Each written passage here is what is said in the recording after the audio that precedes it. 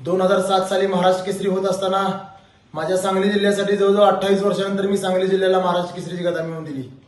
त्यानंतर 35 वर्षानंतर महाराष्ट्रामध्ये संपूर्ण डबल महाराष्ट्र केसरी कोण नव्हतं।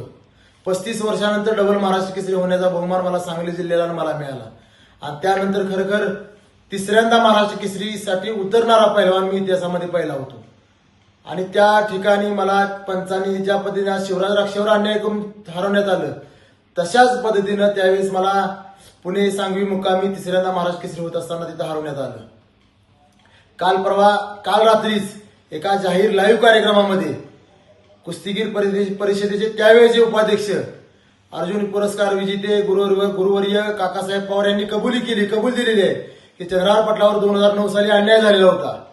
संदीप बाप्पा बोंडवे आज कुस्तीगीर संघाचे कार्याध्यक्ष आहेत, त्यांनी सुद्धा ती कबुली दिली की चंद्रहार पटलावर 2009 साली अन्याय झालेला होता।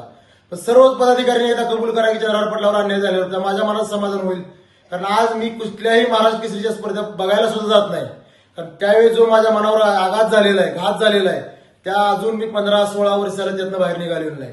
आणि त्या ज्यावेळेस स्पर्धेतनं मला ज्यावेळेस हरवलं गेलं पंचांच्या चुकीच्या निर्णयामुळे दुसऱ्या तिसऱ्या दिवशी मी आत्महत्या करण्याच्या प्रयत्नात होतो, कारण सहकार्यांच्या मदतीने त्यातनं बाहेर निघालो। पण तीच वेळ आज शिवराज राक्षेवर आलेली आहे।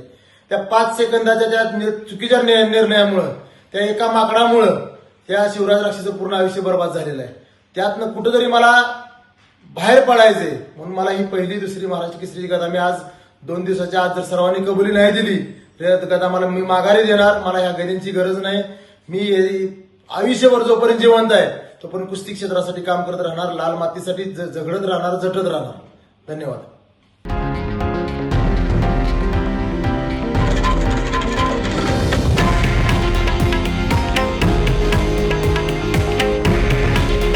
हे आहे देशातील नंबर 1 न्यूज नेटवर्क आणि आपण पाहत आहात TV9 मराठी। काळजी तुमची, हित महाराष्ट्राचं।